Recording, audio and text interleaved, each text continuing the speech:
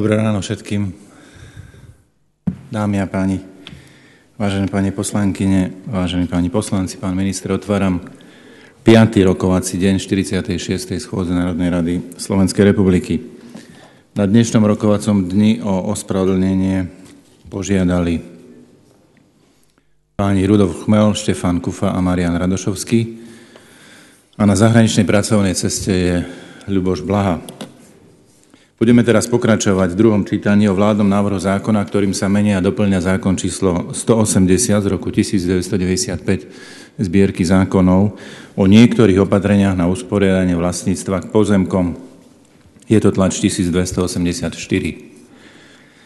Piatok, ktorý ste tu boli, 30. januára, sme prerušili rokovanie o tomto bode programu po úvodnom slove pána ministra ako navrhovateľa. A preto teraz dávam slovo spoločnej spravodajkyni z Výboru pre pôdohospodárstvo a životné prostredie pani poslankyni Magde Košutovej, aby informovala plénum o rokovaní o tomto návrhu zákona, aby odôvodnila návrh a stanovisko gestorského výboru. Nech sa páči. Ďakujem pekne za slovo, pán predsedajúci.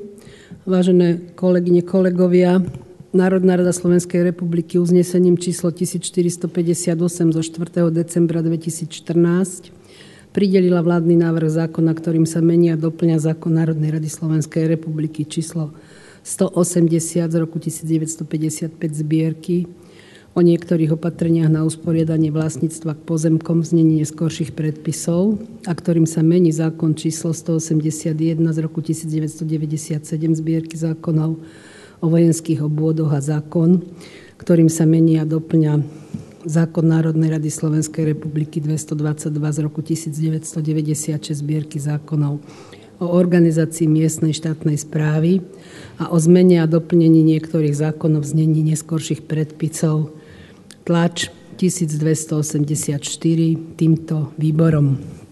Ústavoprávnemu výboru Národnej rady Slovenskej republiky, Výboru Národnej rady Slovenskej republiky pre pôdohospodárstvo a životné prostredie a Výboru Národnej rady Slovenskej republiky pre obranu a bezpečnosť. Za gestorský výbor určila Výbor Národnej rady Slovenskej republiky pre pôdohospodárstvo a životné prostredie. Výbory prerokovali predmetný vládny návrh zákona v lehote určenej uznesením Národnej rady Slovenskej republiky. Poslanci Národnej rady, ktorí nie sú členmi výborov, ktorým bol vládny návrh zákona pridelený, neoznámili v určenej lehote gestorskému výboru žiadne stanovisko k predmetnému vládnemu návrhu zákona. Výbory Národnej rady Slovenskej republiky, ktorým bol vládny návrh zákona pridelený, zaujali k nemu následovné stanoviská.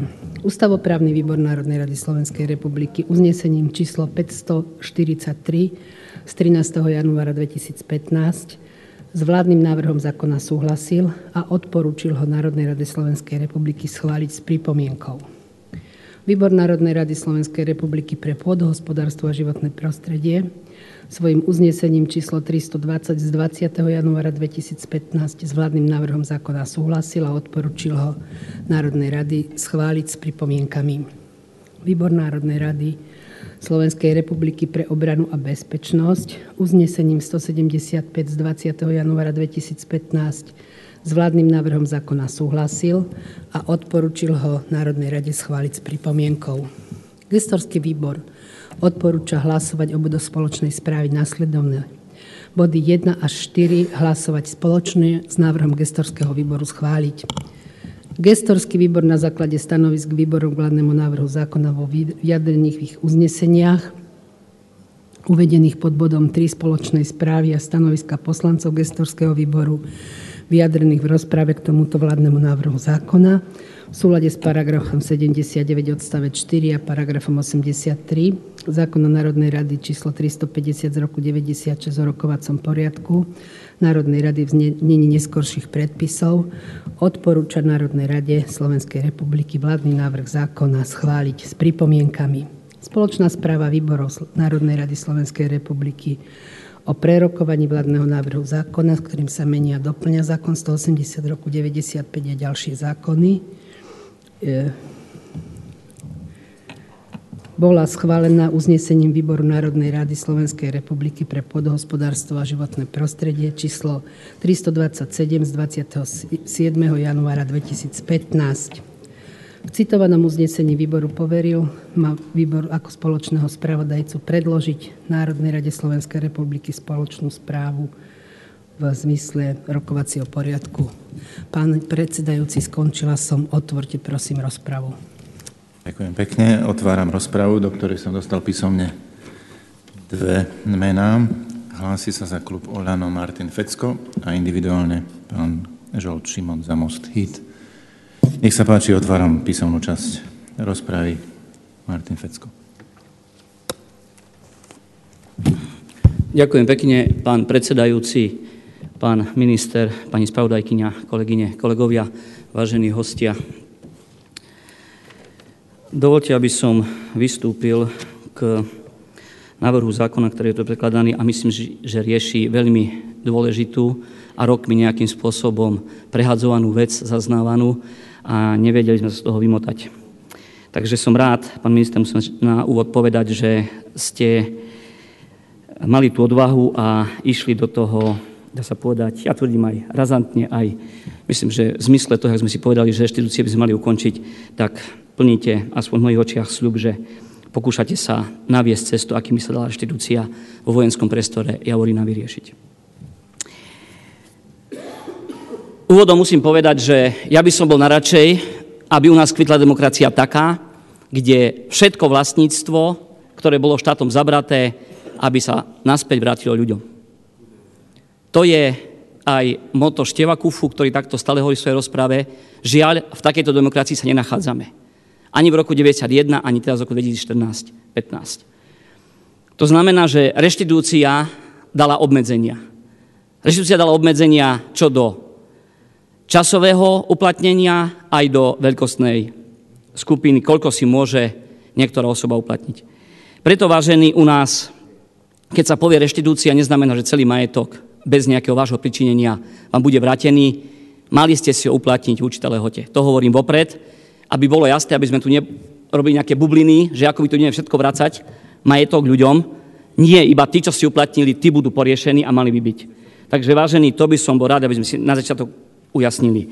Ja som veľmi čakal úvodné slovo pána ministra, aby som si ujasnil vlastne, v jakom režime ideme riešiť tento zákon, či vojenský obvod sa nachádza v reštitučnom režime.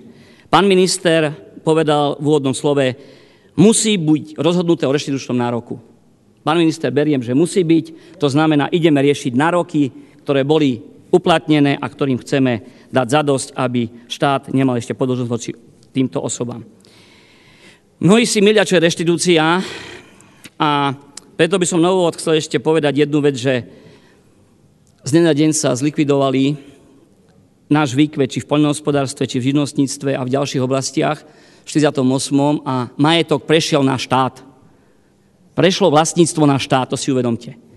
Prešlo vlastníctvo na štát a štát v 91. roku, som rád, že to bolo ešte za Federácie Československej, povedal, že pardon, musíme to odškodniť a dal zákon 229 z roku 91 o pôde, reštitučný zákon. Mnohí si ho vysvetľovali tak, že automaticky, pokiaľ si nárok uplatnia a sú vlastníky, môžu vstúpiť do držby. Není to pravda, k tomu sa vyjadrím až nakoniec. Prv musíte mať vlastníctvo, tak môžete požiadať o užívacie právo. Poďme teda k Javorine, pretože máme na stole Javorinu a tu sa hovorí, že ideme ju riešiť, respektíve tú identifikáciu nejakým spôsobom, ktorá nám tu 25 rokov chýbala, nejakým spôsobom cez zjednodušený register pôvodného stavu. Takže na začiatku poďme na to, aby sme boli v obraze, či reštitúcia sa vzťahuje alebo nevzťahuje na vojenský obvod Javorina, ktorý má zhruba 31 000 hektárov a týka sa 25 obcí, ktoré boli samozrejme že zlikvidované k 1.1.1953. Tieto obce boli zlikvidované zákonom 169 z roku 1949 a teraz si dovolím citovať priamo z neho, lebo tu je ten kameň úrazu, na ktorý by som chcel v budúcnosti upozorniť. Oddiel 3, paragraf 8 zákona 169 z roku 1949. Paragraf 8 odstavec 1. Dňom, ktorý určí vyhláškou v úradnom liste Krajský národný výbor, potom, kedy boli podrobné vytýčenie hranice obvodu, prechádzajú do obvodu vojenskej správy nehnuteľnosti a práva na vody na území obvodu, ktoré náležia štátu, čítajúc do toho majetok, ktorý štát nadobudol konfiškáciou, znárodnením alebo podľa predpisov usporiadaní súkromného vlastníctva k pôde. Odstavec 3. Všetky práva tretích osôb na nehnuteľnosti a vody na území obvodu zanikajú dňom určením podľa odseku 1, a teraz vyrazňujem, bez rozdielu, či sú zapísané vo verejných knihách, alebo nie sú. Ešte raz, či sú, alebo nie sú vo verejných knihách zapísané. To znamená, čo to znamená v praxi? 31 000 hektárov má jeden list vlastníctva. LV štát. List vlastníctva štát. Obyčajnou rečou povedané ľudskou. List vlastníctva štát. Nič viacej, nič menej. Takto boli v koncom 40. rokov a 50. rokoch poštátnené, skonfiškované, znárodnené a vyvlastnené 100 000 hektárov miliónov našim ľudí a týmto to vlastníctvo prepadlo na štát. Je to aj tento prípad, to znamená, hovoríme o zákone 149 z roku 49. Bez toho, či to tam bolo alebo nebolo v tej pozemno-knižnej vložke alebo inej verejnej listine zapísané. Opakujem ešte raz, či bolo alebo nebolo. Citujem tento zákon. Nič viacej, nič menej. Keď si ctíme demokraciu a hovoríme, že sme nejaký právny štát, tak myslím si, že mali by sme dôsledne uplatňovať aj zákony, ktoré tu máme predložené a ktorí boli možno, že 60-ročnou históriou písané. A štát tu si bol vedomý, aké majetky na tomto území sa nachádzajú, pretože tu spomína, jak som už čítal, spomína tu aj konfiškáciu, aj znárodnenie. To znamená, niektorí vlastníci to mali dvakrát.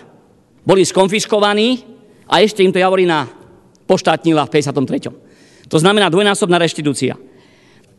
Musím ale povedať, že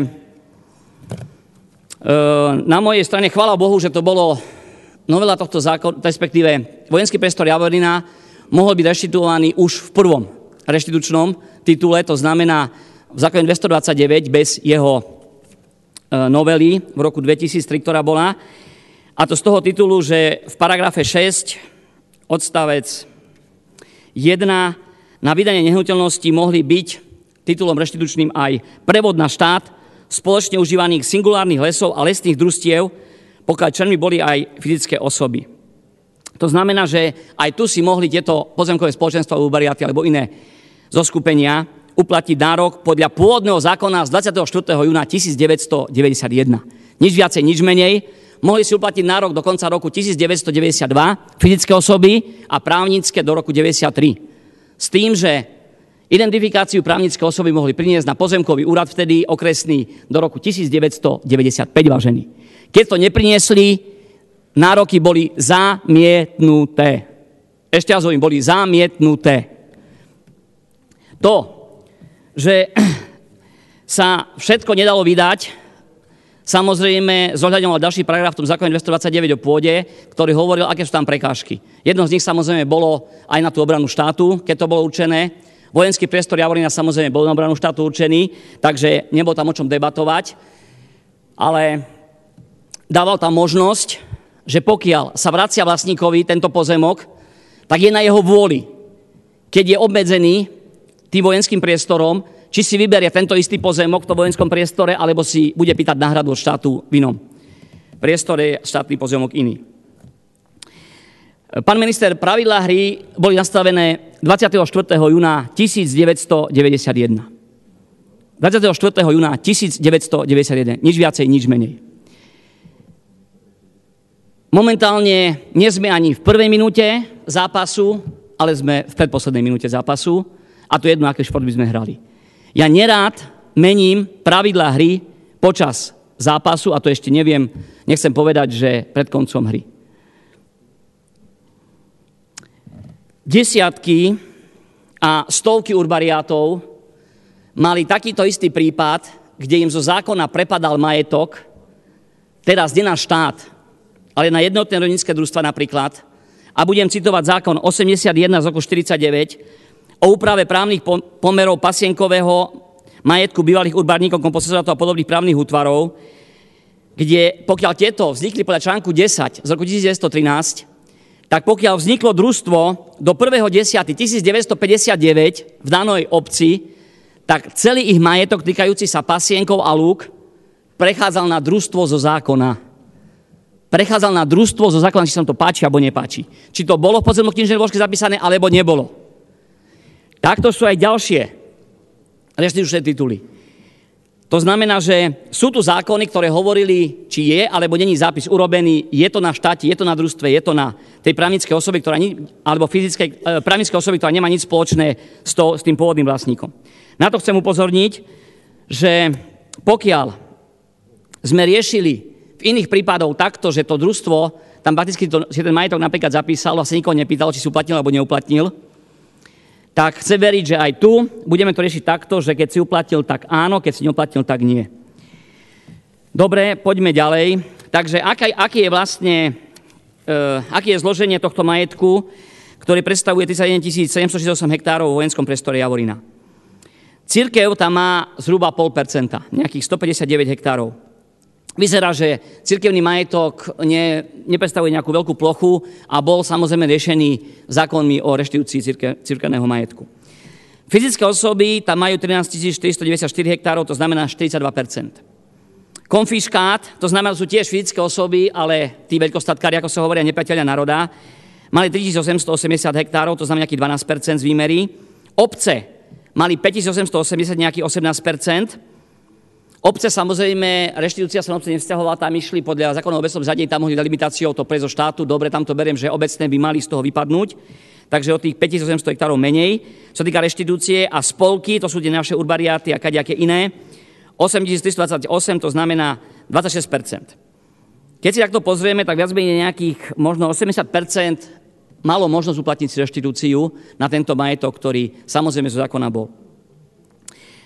Vojenský obvod Javorina, myslím si, že má dobrých ľudí, ktorí chcú sa k svojmu majetku priznať a preto bolo asi vyvolaný ten tlak v roku 2003, kde vyslovene, že donútili, ja tvrdím takto, donútili parlament v dobrej viere teda, aby sme to vlastníctvo prinavratili, a ja to kvitujem, že tak sa im to podarilo, aby bol zákon 229/91 zákona, teda zbierky zákona pozmenený.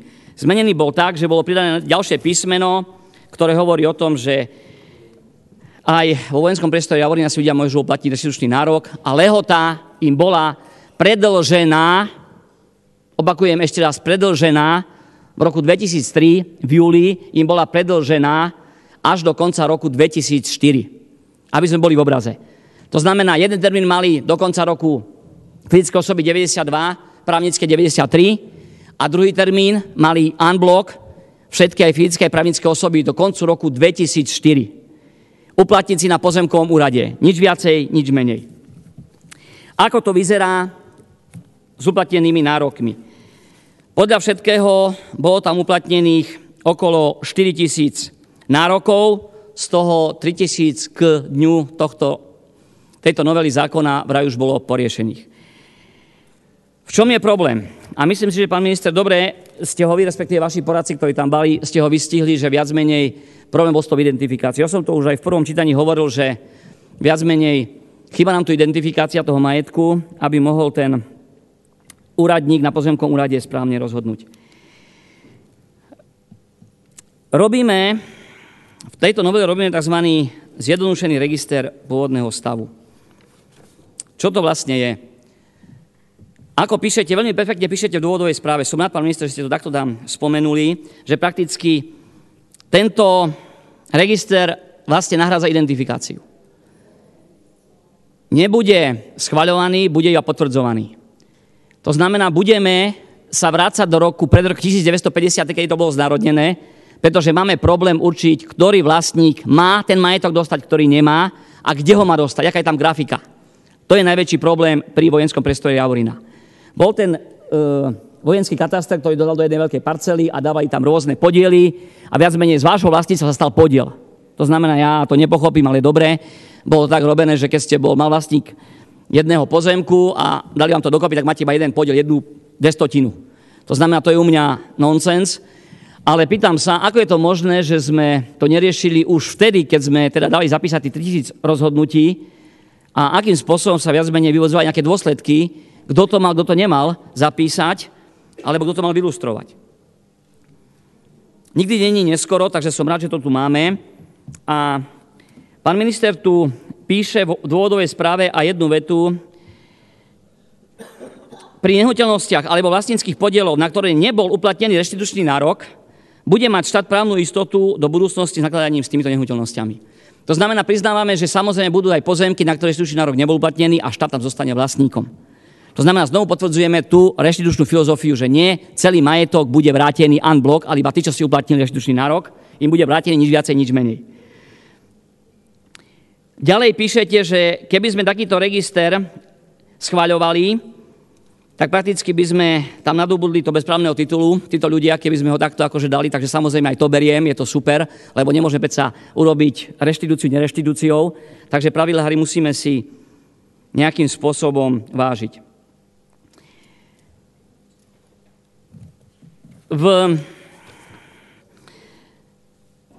Na záver v dôvodovej správe sa píše, že v registri sa berie grafická časť tohto operátu a k nemu sa vyznačia vlastníci, ktorým boli pozemky zoštátnené.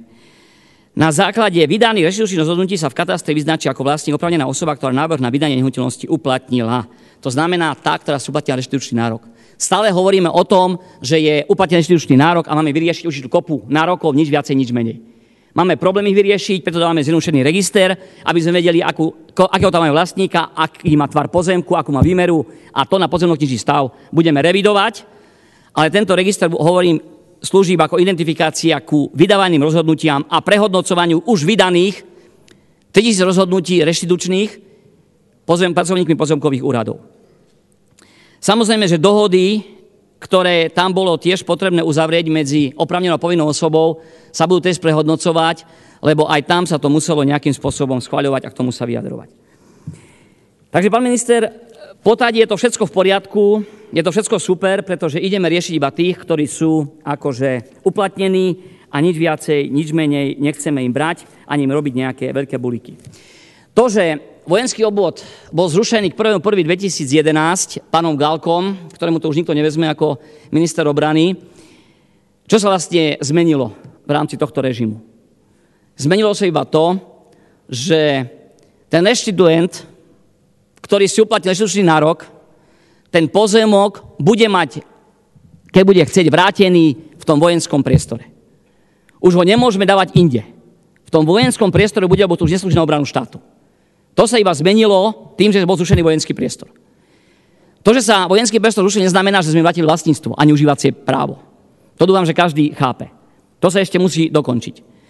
Takže áno, je to krok vpred, že už ľudia nebudú musieť zo štátu brať ďalšie pozemky, ale budú v tom vojenskom priestore Javorina, nakoľko je tam už na obranu štátu ten účel zrušený, budú tam môcť dostať ten majetok, keď reštitučné bude uspokojený teda a vyriešený a bol uplatený nárok. Opakujem znovu, mohli si ho uplatniť do roku 2004.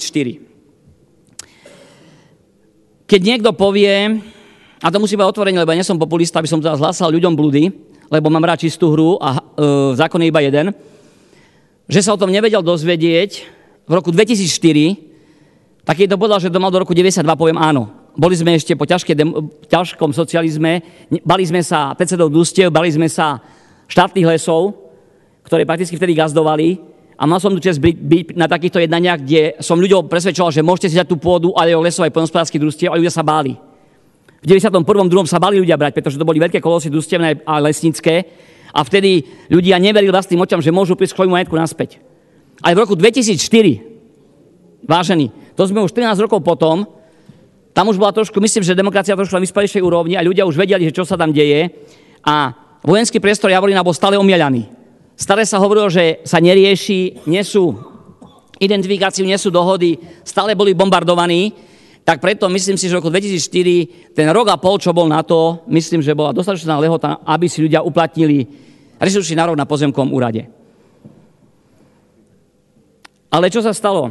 Vyzerá, že dostávame sa do toho kameňu úrazu, ktorý ja hovorím, že je v tomto zákone a pán minister, ja sa vás pýtam, prečo to nebolo aj v dôvodovej správe zdôvodnené, že ideme prakticky uznávať aj listy vlastníctva, ktoré s reštitúciou nemajú nič spoločné a boli vydané či už notárom inou verejnou nejakou správou štátnou a ľudia v dobrej viere, ako sa tu dôvodilo, dobrej viere, že nemusia sú bať reštitučný nárok, majú list vlastníctva. Ja sa pýtam, tá dobromyselnosť a dobrá viera sa prejavovala ako? Že sme do vojenského priestoru mohli chodiť na huby v socializme. Že sme do vojenského priestoru mohli chodiť na piknik. Že sme do vojenského priestoru, kde majetok mohli robiť svoju chatu, si tam stavať.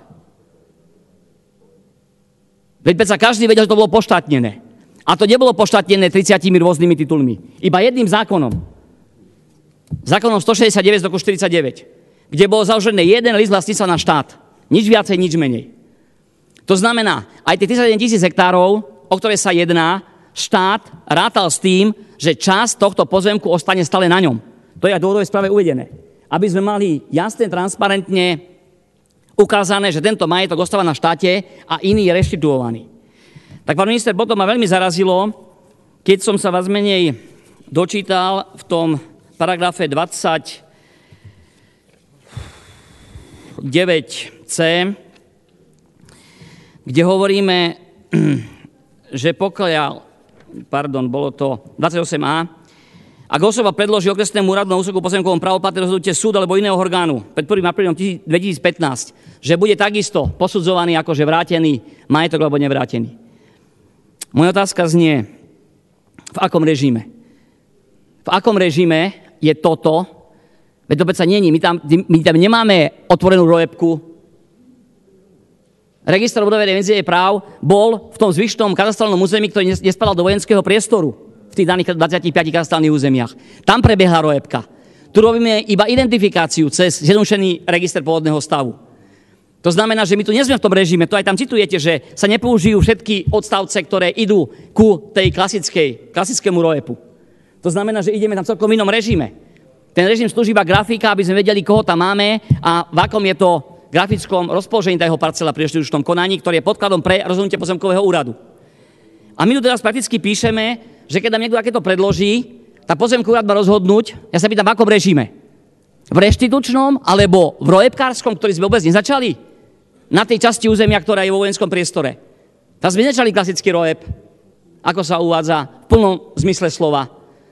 To je predsa vec katastra, aby sa s týmito náležitosťami vysporiadali. My nie sme evidenčný orgán listovlastníctva pozemkový odbor, ktorý funguje teraz odbory pozemkový na okresných úradoch. Takže, pán minister, toto mne sa zdá, že ja to vôbec nie je spomenuté v dôvodovej správe vašej. Sa pýtam prečo. Prečo ste to nespomenuli? Tam je krásne napísané, že ideme riešiť reštitúciu, som sa veľmi tomu potešil. Áno, treba to vyriešiť konečne už. A budem veľmi rád, keď počas vášho volebného obdobia urobíte čiarku, že je to vybavené. Keď nie, budem sa snažiť, keď tu ešte budem, alebo niekto z našich obyčajných, aby sme to potiahli v ďalšom volebnom období do maximálneho vyriešenia. Nie iba vojenského priestoru, ja hovorím všetkých reštitúcií, ktoré sú na Slovensku. Lebo to dlhujeme našim občanom, ktorí si v našom štáte myslia, že demokracia ich poriešia, žiaľ ich neriešime tak, ako by si to predstavovali. Takže, pán minister, toto ma tu veľmi zaskočilo a neviem si predstaviť, akým spôsobom, aký režim to vlastne bude. Titul nadobudnutia, lebo v reštitučnom konaní to nebolo uplatnené, rojeb nevedieme a my ideme hovoriť, že to priznáme, ale niekto iný. Je to vec katastra, alebo súdov, nech súdy rozhodnú, ako to tam je a nemôžeme to my v tamtom. Vysvetlite mi to, lebo tomu vôbec nerozumiem. A začíname to takto nejako prehadzovať jedno cez druhé. Ja viem, že populisticky to dobre znie, ideme vrátiť celý majetok a všetko, kde čo jak máte, ale hovorím, tá dobromyselnosť tu nebola prejavená, však každý videl, to bolo poštátnené. Tam bol jeden list vlastníctva. A už vtedy, v tom roku 49, oni pochopili, že asi všetky pozemnoknižné vložky nebudú zapísané a preto hovorili, že či je alebo není to uvedené listina zapísané, prepada na štát. Takže tu nemáme o čom polemizovať. Vážené, je to na štáte. Je to na štáte a keď to notár si neuvedomil, alebo správa katastra, keď vydávajú podvojené vlastníctva, je to ich na ťarchu. Predsa pozemková to nemôže riešiť, keď nemá tam otvorenú rojebku ani pozemkové úpravy. Máme iba zjednodušený register pre identifikáciu k reštitučnému titulu a my tam ideme riešiť toto. Toto vôbec nechápem, nech mi právnici vysvetlia, ako je toto možné, lebo ja tomu nechápem a riešil som reštitúcie aj odvolacie veci a toto sme v živote takéto veci neriešili. Bolo to vec súdu a správy katastra, nie pozemkového úradu. Aj odvolací orgán v prípade reštitučného rozhodnutia je krajský súd. Je krajský súd, pretože nie je dohoda a neschvaľuje sa dohoda. Vtedy bol teda teraz ten odvolací orgán opravných prostriedkov na okresnom úrade, by to bolo v sídle kraja, keď je dohoda, ale pokiaľ je to rozhodnutie, tak je krajský súd. A tento súd buď povie, že áno, alebo nie a vráti naspäť na pozemkový odbor. Aby znovu ten s konečnou platnosťou potvrdil reštitúciu alebo nepotvrdil, ju zamietol. Takže vážení, toto sa mi tu vôbec nepáči, si takto, nechcem povedať, že pofiderne, ale žiaľ, nejasne do toho vložili a ľudia momentálne teda v dobe nádejí, dokonca do 15. marca si to môžu ešte kadejako ísť, do 31. marca dokonca, ísť a nejakým spôsobom si tieto listy vlastníctva pozakladať bez reštitúcie. Ja sa pýtam, ako hajíme štátny majetok? Veď ten štát, to sme tu aj my. To je predsa ministerstvo obrany, to je Slovenská republika. Veď tisíce ľudí sme zamietli v iných konaniach. Zamietli sme. Aj v ROEP to bolo normálne zamietnuté, odchod, nemáš nárok, neuplatil si nárok reštitučný. Takže vážení, nerobme z toho zákona na konci hry, ktorá sa tu vedie v rámci reštitúcií, celkom nejaký trhací kalendár, ktorý nemá nič spoločné s statočným vykonávaním tohto zákona, ktorý v mnohých prípadoch 10 000 hektárov neboli vrátené ľuďom, lebo si neuplatili reštitučný nárok. A to nie sú iba rubári, to sú aj fyzické osoby. Takže vážení, bol by som veľmi rád, keby sme toto z toho samozrejme, že vypustili, máme pozmeňujúci návrh, ktorý som tu dával, teda prečítam na konci, ale ešte, pán minister, by som vám chcel jednu vec pripomenúť a síce, že som rád, že sme prijali aj s vašim teda nejakým súhlasom na našom výbore určité pozmeňujúce návrhy, ktoré tvrdím, že skvalitňujú tento akože režim, ktorý tam bol. Som rád, že máme tam aj titul, ktorý tak bol nenápadne vsunutý, aby mohli predávať sa poľnohospodárske lesné pozemky, takže bol z zákona o vojenských obvodoch u súčasného 280 jednotky vypustený tento paragraf, aby nedochádzalo k ďalším nejakým, nechcem povedať, že pofiderným nákupom, ale áno, pofiderným nákupom a predajom tejto pôdy. Mám ešte jednu vec a síce to by som sa chcel jej trošku tak povenovať, možno, že trošku dlhšie, a síce užívacie právo. Ako som sa dozvedel, vo vojenskom priestore Javorina boli už aj užívacie práva vrátené. Ako sme ich vrátili, to by som teda chcel, možno si na to asi pôjdem pozrieť, ako sa to vlastne bolo vracané. Podľa mojich informácií boli vrátené cudzie urbariáte cudzím urbariátom a neboli to tí istí, ktorí by to mali mať, alebo ktorí to tam mali. A ja sa pýtam, lebo takto, aby sme boli v obraze. Pri tomto vojenskom priestore sa jedná o poľnohospodárskú pôdu a lesnú pôdu. Pri poľnohospodárskej pôdy náhradné užívanie mohlo byť. Pri lesnej pôde je to dosť problematické. Náhradné užívanie pri lesnej pôde sa skoro, by som povedal, na 99% vylúčovalo, pretože lesná pôda to je o tom strome, ktorý tam je, alebo tam není. A rastie to 100 rokov. Poľnohospodárska pôda predsa len má ten režim trošku iný, tak preto tam ten paragraf 15 v zákone 330 o pozemkových úpravách bol do roku 2008, kde sme mohli náhradné pozemky pri poľnohospodárskej pôde vyčleňovať. Pri lesnej pôde sme išli vyslovene na vlastnícku hranicu, vlastné lesy, či fyzických alebo právnických osôb, pretože les prakticky to je hodnota majetku s tým stromom. No a teraz si neviem predstaviť, ako mohli byť vydané užívacie práva na cudzí majetok v vojenskom priestore Javorina, ako nie na vlastný majetok. Aj keď už aj boli, tak je tu vlastne exemplárny dôvod na to, aby sme v tomto vojenskom priestore začali pozemkové úpravy. Aby sme začali pozemkové úpravy, pretože došlo k takému, by som povedal, takej zmene vlastníckych a užívacích vzťahov, ktoré dávajú dôvod na pozemkové úpravy. Nariadené pozemkové úpravy, nepovolené. Nariadené pozemkové úpravy zo štátu. Takže, pán minister, chcel by som teda upriamiť vašu pozornosť, že pokiaľ budeme, a hovorili sme, že tie pozemkové úpravy chceme riešiť do budúcna, lebo má to nejakú hlavu a petu, ako to naše vlastníctvo spredať v rámci nejakých tých ucelených celkov, ktoré sú obrovania schopné, tak chcel by som vás poprosiť, aby sme sa zamerali aj na tieto oblasti a či by sme tam neuvažovali v najbližších rokoch, pokiaľ by sme tú reštitúciu dokončili aj o pozemkových úpravách v týchto katastrálnych územiach predstavujúci vojenský obvod Javorina, pretože tam, ako som si mal možnosť vypočuť z úst ľudí aj na mítingoch a protestoch, je to užívacie vlastnícke právo veľmi takto cez sa poprekladané a nikto nevie prakticky, kde má, čo má, ako má. Tak držím palce, že na pozemkové úpravy z európskych fondov prídu peniaze a mali byť v nejakom väčšom objeme, ako som povedal na výbore, zatiaľ je tam 1,5 milióna, je 2,1 milióny.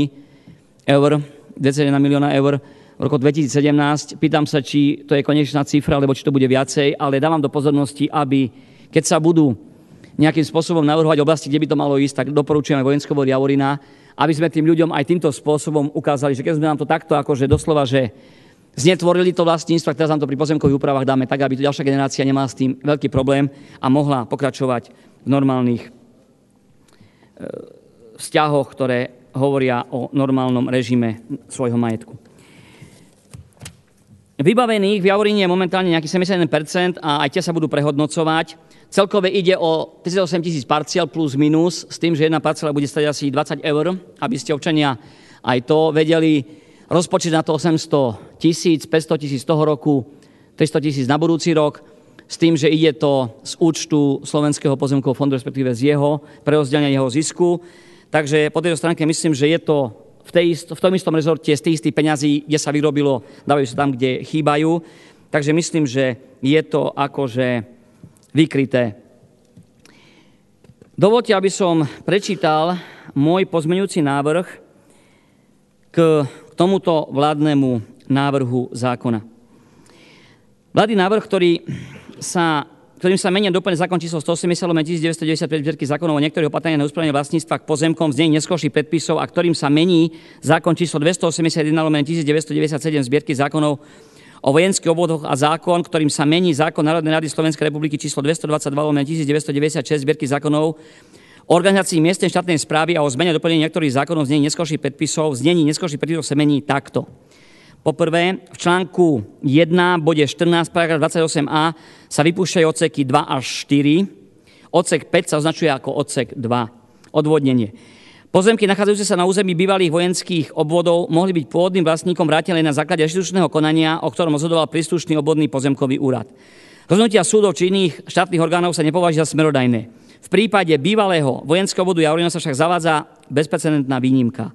Sme toho názoru, že ak k tomu, ktorému pozemku nebol uplatnený reštitučný nárok a neprebehlo reštitučné konanie, nemožno ho nahradiť rozhodnutiami súdov alebo iných štátnych orgánov, osobitne tých, ktoré boli vydané v období rokov 1953 až 1989. V snahe zmiernenia následkov niektorých majetkových krív, ku ktorým došlo voči vlastníkom poľnohospodárskeho lesného majetku v období rokov 1948 až 1989 bol prijatý zákon číslo 229/91 zbierky o úprave vlastníckych vzťahov k pôde a inému poľnohospodárskemu majetku. V zmysle ustanovenia paragrafu 6 odstavec 1 písmeno V zákona 229/1991 zbierky je oprávnenou osobou na vydanie nehnuteľnosti aj tá osoba, ktorá je nehnuteľnosť prešla na štát podľa paragrafu 8 zákona číslo 169/49 zbierky o vojenských obvodov, ak sa nachádza na území vojenského obvodu Javorina. Inými osobami, ktorým bol pozemok zoštátnený pre odbor vojenskej správy a ktorý sa nachádza v bývalom vojenskom obvode Javorina, si svoj nárok mohli uplatniť na základe zákona 229/91 zbierky. O ustanovení paragrafu 9 odstavec 1 a paragrafu 9 odstavec 8 zákona 229/91 zbierky vyplýva z ustanovení, že na konanie a rozhodovanie o navrátení nehnuteľnosti, teda aj pozemkov, zostatnených na základe tohto zákona 169/49 o vojenských obvodoch a zároveň sa nachádzajúci na území bývalého vojenského priestoru Javorina bol príslušný okresný úrad Kežmarok, príslušný obvod pozemkový. Súčasné znenie vládnej novely s ponechaním odsekov 2 až 4 v paragrafe 28a sa tak v zmysle vyššie uvedených skutočností môže javiť ako rozporuplné so zákonom 229, respektíve súčasné znenie vládnej novely vyvoláva dôvodovú obavu z možného zlegalizovania konania, ktoré v minulosti obišlo zákon 229/1991 zbierky. Po druhé, v článku 1 bod 15 v paragrafe 29c odsek 5 prvé vety sa vypúšťa bodkočiarka a časť vety za bodkočiarkou. Odvodnenie. V praxi sa neraz ukazuje, že pozemok vedený v katastri nehnuteľnosti ako zastávaný už zastávaným nie je, pričom zmena účelu nebola katastrálnemu úradu, respektíve okresnému úradu na úseku katastra nahlásená. Možno konštatovať, že opomenutie danej povinnosti bolo v minulosti bežné práve vo vzťahu k pozemkom využívaným na vojenské účely. Poznámka by mala byť vymazaná vždy a vtedy na základe potvrdenia okresného úradu na úseku pozemkovom. Navyše pozemky funkčne späť so zastávanými pozemkami nie sú definované v právnych predpisov. Môže ísť o pozemky, ktoré priamo súvisia so zastávanými pozemkami, ale aj o pozemky, ktoré tvoria s ostatnými pozemkami ucelený celok. Pozmeňujúci návrh v tomto smere čiastočne zohľadňuje spoločnú správu k predloženému vládnemu návrhu zákona. Toľko môj pozmeňujúci návrh. K tomu druhému bodu, ktorému myslím, že som sa vyjadril dosť podrobne, k druhému myslím, že dával to pán kolega Žolt Šimon, takže viac menej to iba rozširujem, pretože zastávané plochy môžu byť v vojenskom priestore definované také, ktoré napríklad sú tam nejaké panely, aj to zastávaná plocha, tie panely mohli byť zobraté. Zmena kultúry samozrejme nebola nejakým spôsobom prevedená z tejto plochy na inú a viac menej sa môže potom stať, že pri vydávaní reštitučného nároku zastávaná plocha, pokiaľ nesúvisí s poľnohospodárskou lesnou činnosťou, nemôže byť vydaná, aj keď tam nejaká stavba stojí, tak môže byť pozemok iba vtedy, ak súvisí s poľnohospodárskou lesnou činnosťou. Takže preto by som tam bol rád, keby to bolo až po reštitučnom, teda vysporiadaní a potvrdení pozemkového odboru, aby sa s týmito majetkami nakladalo. Takže dávam jeden pozmeňujúci návrh, pani kolegyňa, pani spravodajkyňa, aby ste ho mali. Zároveň by som chcel upovedomiť, že samozrejme chcem aj dať hlasovať o samostatne zo spoločnej správy bod 2, pretože tento bod vlastne sa rozširujem tento bod mojím bodom 2 a o mojich návrhoch mám tam 2 body samostatne o každom. Jednom o tom, aby bolo jasné, že či sa má priznať aj vlastníctvo tým, ktoré v reštitúcii nebolo poriešené, a druhý tu, aby zastávané plochy neboli možnosť im nakladať, pokiaľ nebude rozhodnutie pozemkovým úradom a musí tam byť poznámka pri tomto registri. Takže, pán minister, myslím si, že voľa je tu dobrá, aj nejaký ten podnet, respektíve ten návrh, ktorý je, hovorím o tých 3 odsekoch, veľmi by som povedal, že nasledovania hodný, aby sa možno, že aj v iných, keď sa niečo také vysvetne riešilo. Je iba na škodu veci, že sme na to prišli až teraz, to už neriešilo za bývalých ministrov ani iných ministrov. A myslím, že ten vojenský kataster bol tak urobený, ako bol urobený, a že za to niekto bral plat a neboli vyvodené dôsledky, tak na to myslím si, že by sa tiež niekto mal raz pozrieť, pretože to tiež o niečom svedčí a myslím si, že mali by sme robiť zákony také, ktoré by zjednodušovali aj vracanie majetku. Ale vážení občania, musíte si uvedomiť, že tí, ktorí uplatnili si, tak tí budú riešení. No tí, ktorí si neuplatnili, neviem, či je tu voľa, pokiaľ bude voľa v parlamente medzi 150 poslancami, aby sme otvorili ďalší termín na uplatnenie reštitúcie, budem veľmi rád. Ja len budem rád, aby sa všetok majetok vrátil ľuďom.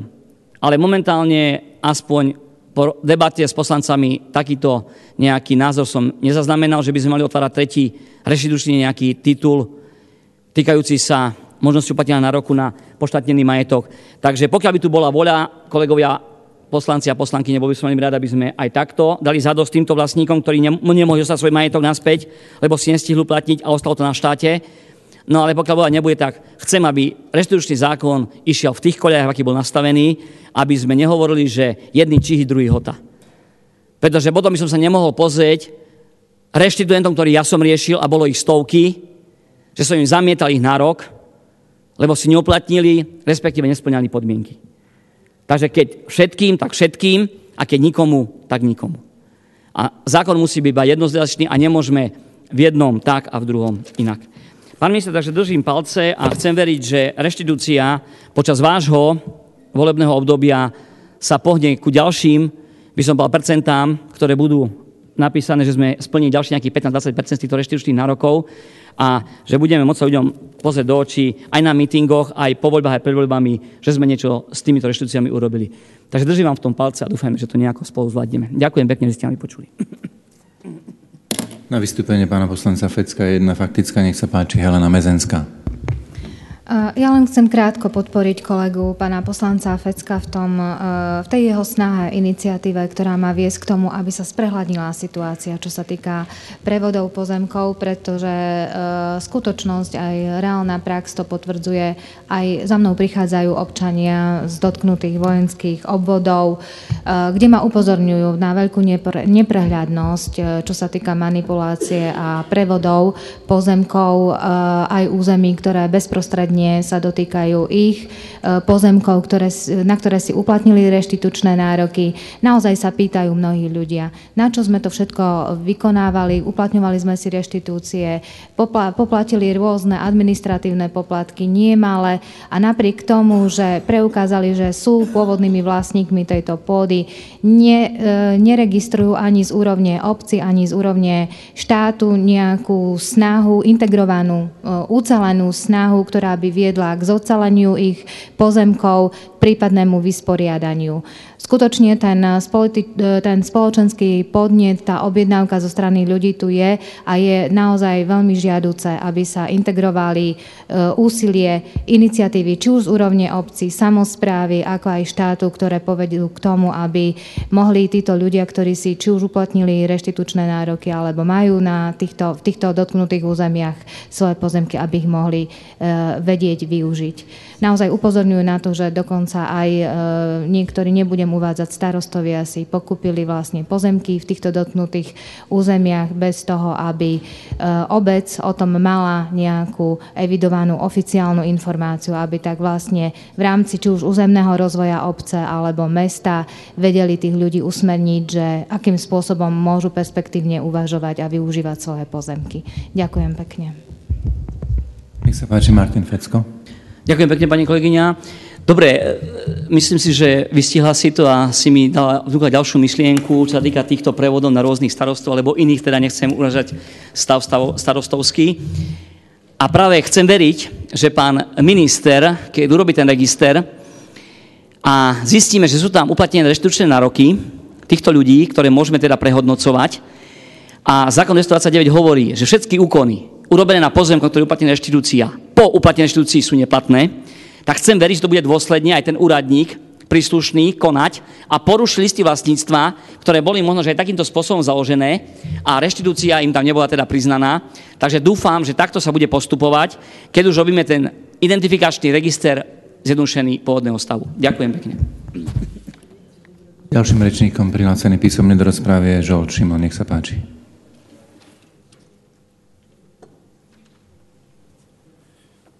Ďakujem pekne. Vážený pán predsedajúci, vážený pán minister, pani spravodajkyňa, kolegyne, kolegovia. V prvom rade asi nie často z mojich úst je počuť, že sa poďakujem pánovi ministrovi, že nejaký zákon sem doniesol. Ale musím povedať, že po apríli minulého roku alebo konca marca, keď pán minister doniesol tento zákon prvýkrát a bola tu búrlivá diskusia, tak musím povedať, že veci sa posunuli asi tým správnym smerom. A je treba povedať, že a považujem to za potrebné povedať, že dvakrát som bol ministrom a riešil som vojenský obvod Javorina, ale ani raz mi nikto v skutočnosti z mojich zamestnancov nepovedal, čo všetko napáchali tým, že za Mečiarovej vlády vytvorili tzv. Vojenský katastrálny úrad. Pristupovali sme k riešeniu reštitúcií presne takisto ako na ostatnom území a ukázalo sa, že aj v čase platenia novej ústavy Slovenskej republiky niektorí, nechcem sa nikoho dotknúť, s vymytým mozgom v zelených oblekoch dokázali vytvoriť precedens. Je treba povedať, že tento stav sa vytvoril preto, lebo niekto v roku 1997-98 zoštátnil majetok občanov. V čase, keď už nikto v tejto krajine nepredpokladal takéto hulvácké, tvrdé zoštátnenie. Dovoľte, aby som sa poďakoval aj kolegom aj vo výbore, aj pánovi ministrovi, pretože tá diskusia bola búrlivá, ale ja som presvedčený, že je plodná. Tie zmeny, ktoré sa prejavili a sú premietnuté do spoločnej správy za celý klub strany Mosty, môžem povedať, že my ich podporíme, pretože keď chceme vrátiť ľuďom majetok, tak v každom prípade by sme ho mali vrátiť, ale mali by sme zabrániť tomu, že pokiaľ tento proces prebieha, aby ten majetok ich náhodou nebol predaný, alebo neboli ich budúce práva nejakým spôsobom obmedzené. Preto v spoločnej správe body, ktoré sa týkajú toho, že Ministerstvo obrany na danom území nemôže predávať poľnohospodársku, lesnú a ostatnú pôdu, za túto podmienku zahlasovala Národná rada absolútnou väčšinou 1. apríla minulého roku, tak tá zostane naďalej platná. Medzičasom, po tom, čo som navštívil vojenský obvod, teda bývalý vojenský obvod Javorina a dostal som informáciu od vlastníkov, je treba povedať, že v roku 2014 bol v katastri nehnuteľnosti vyznačený na liste vlastníctva na okrese Kežmarok obce Tvarožná Ruskinovce, katastrálne územie Ruskinovce, bol vyznačený v liste vlastníctva predaj nehnuteľností zo strany Ministerstva obrany, kde Ministerstvo obrany predalo parcelu 141, ktorá je komunikáciou. Pre názornosť, dovoľte, aby som vám to znázornil, jedná sa o túto komunikáciu. V celkovej rozlohe 1,5 hektára. Nový vlastník, nechcem ho menovať, ale kdokoľvek vás by chcel, tak rád mu ukážem ten výpis katastra nehnuteľností. Na samý začiatok tej cesty dal závoru. Tým, keď teraz sa udeje ten proces, ktorý pán minister navrhuje a niekomu tu vrátime pôvodnú parcelu, tak on sa k svojim pôvodným parcelám nedostane. Zarážajúce je, že Ministerstvo obrany na protest tých vlastníkov napísal, že áno, majú právo sa obrátiť na civilný súd a žiadať vecné bremeno na komunikáciu, že to môžu sprístupniť. Ja osobne si myslím, že je to nefér. Je to nefér zo strany štátu, aby predával komunikáciu. Správne by bolo, keby sme postupovali predajom ciest a komunikácií na danom území, počkali, vyriešili reštitúcie a keď ich vyriešime, tak k usporiadaniu ciest a komunikácií na danom bývalom vojenskom obvode Javorina pristúpili presne takým istým spôsobom, ako sme pristúpili k riešeniu lesných ciest na ostatnom území Slovenska, ktoré je takmer identické s týmto problémom. A práve preto dovoľte, aby som predložil pozmeňujúci návrh, ktorý znie: za článok rímska 2 sa vkladá nový článok rímska 3, ktorý znie: zákon číslo 281 z roku 97 zbierky zákonov o vojenskom obvode a zákon, ktorým sa mení zákon Národnej rady Slovenskej republiky číslo 222 z roku 1996 o organizácii miestnej štátnej správy a o zmene a doplnení niektorých zákonov, v znení neskorších predpisov, v znení zákona 172 z roku 2003 zbierky zákonov číslo 149 z roku 2008, 96 z roku 2012 a 115 z roku 2014. Takto. Bod 1. V paragrafe 11 sa doplňa nový odsek 4, ktorý znie: Ministerstvo na území bývalého vojenského obvodu Javorina nesmie predávať cesty a komunikácie až do ukončenia reštitúcií. Pokiaľ aj tento pozmeňujúci návrh bude prijatý spolu s menami, ktoré sú navrhované podľa gestorského výboru spoločnej správe, som presvedčený, že tým vlastníkom do budúcna vytvoríme priestor, že nie len sa dostanú k svojmu majetku, ale ho budú môcť v plnej miere aj v skutočnosti užívať, pretože budú mať k tomu aj prístupovú cestu. A pokiaľ tú prístupovú cestu im vrátime ako spoločnú nehnuteľnosť, ako pri lesoch, tak sa nebudú musieť súdiť s niekým, s nejakou fyzickou, právnickou, neviem s kým, osobou, o to, že majú právo užívať cestu, ktorá tam od nepamäti existuje. Takže v tomto duchu by som predložil tento pozmeňujúci návrh a dovoľte, aby som vás poprosil bez rozdielu politickej príslušnosti, aby sme tento pozmeňujúci návrh podporili.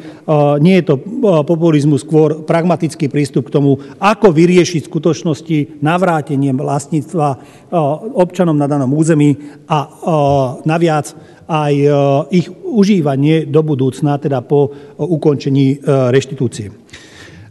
Teraz dovoľte, aby som sa vyjadril k pozmeňujúcemu návrhu mojho kolegu Fecka. Pán kolega Fecko začal svoje vystúpenie s tým, že všetko, čo bolo zobraté, sa malo vrátiť vlastníkom. Niekoľkokrát počas politickej kariéry som sa zaujímal, riešil reštitúciu. Stále snahou, keď nie všetko, tak aspoň časť problémov vieme vyriešiť. Nie je pravda, a musím povedať, že keby sme sa obrátili na ústavný súd, tak ústavný súd nám dá určite za pravdu, že každé vlastníctvo na území bývalého vojenského obvodu Javorina bolo zoštátnené. Pretože zákon 169 z roku 1949 predpokladal, splnenie istých povinností zo strany štátu k tomu, aby vlastníctvo občanov prešlo do vlastníctva štátu. A je treba povedať, že toto sa v plnej miere neudialo. Toto si štátni úradníci, teda komunistická strana v tom čase nesplnila. Pretože neboli naplnené všetky podmienky a povinnosti vyplývajúce zo zákona z roku 1949, nie je možné viniť občanov tejto krajiny na danom území vojenského obvodu Javorina a poškodzovať ich. Ich vlastníctvo, tak ako som úvodom svojho vystúpenia povedal, bolo zmazané z evidencie katastra nehnuteľností v roku 1998 po tom, čo Mečiarová vláda vytvorila tzv. Vojenský kataster. Pán kolega, v roku 1992 bola prijatá Ústava Slovenskej republiky, s ktorým žiadny zákon a žiadny právny postup nemôže byť v rozpore. Tá hovorí v článku 20, že každý má právo vlastniť majetok, vlastnícke právo všetkých vlastníkov má rovnaký základ. Obmedzenie, zákon ustanoví, ktorý ďalší majetok okrem majetku uvedeného v článku 4 tejto ústavy nevyhnutný na zabezpečenie potrieb spoločnosti, rozvoja národného hospodárstva a verejného zájmu môže byť iba vo vlastníctve štátu. Vojenský obvod nebol nikdy takto definované podľa Ústavy Slovenskej republiky, ktorá bola schválená v roku 1992. Ba čo viac, už druhá Dzurindová vláda prijala rozhodnutie o tom, že vojenský obvod Javorina zanikne. To znamená, že nie je možné v čase, keď predkladali vlastníci reštitučný nárok, hovoriť o tom, že len ten, ktorý si predložil reštitučný nárok a splnil kritériá, má nárok na vrátenie vlastníctva. A to je paradox tejto situácie, že už po platnosti novej ústavy Slovenskej republiky po roku 1992 vydávali štátne úrady legálne rozhodnutia o dedičstve, ktoré ústava v článku 20 odsek 1 hovorí, že dedenie sa zaručuje. Pokiaľ štátny úrad podľa platných právnych predpisov Slovenskej republiky v roku 1992 až 1997 potvrdilo vlastníkom dedičstvo v čase, keď platila nová ústava, je ťažko hovoriť o tom, že toto potvrdené vlastníctvo neexistuje. Preto v tomto prípade, tak ako predložil pán minister, som presvedčený, že to je jediné možné riešenie, že sa vrátime naspäť v roku 1997, čo bolo zapísané do katastra nehnuteľností, urobíme novú sumarizáciu a prešetríme celý ten proces. Možno, že budú takí, ktorí si uplatnili reštitučný nárok, ale oni nebudú mať reštitučný nárok, pretože ich vlastníctvo nikdy nebolo zobraté. To znamená, že celý v tomto procese bude musieť priznanie vlastníckeho práva alebo kontrola vlastníckeho práva v tom jednoduchom registri, teda jednoduchej evidencie, obnovenej evidencie vlastníctva vyznačiť to vlastníctvo. Výsledok tejto práce potom sa zapíše do katastra nehnuteľnosti ako nový konečný skutkový stav. Pretože domnievam sa, že pokiaľ by sme postupovali tak, ako to zdeformovala Mečiarová vláda prijatím vojenského katastra, tak by došlo k stavu, že vlastníci, ktorí dostali potvrdené dedičstvo v roku 1995, 96, 97, by sa právom mohli obrátiť na súdy Slovenskej republiky a súdy by im priklepli toto vlastníctvo ako neprávom zobraté v rozpore s ústavou Slovenskej republiky. To znamená, že štát v tomto prípade musí v plnej miere zobrať na seba zodpovednosť za to, že zlyhal od roku 1949 pri uplatňovaní zákona o vojenských obvodoch. A ešte jedna poznámka. Reštitučný zákon bol dvakrát otvorený. Preto jeden z tých dôvodov bol aj ten, že mnohé pozemkové úrady vydávali zamietavé rozhodnutia vlastníkom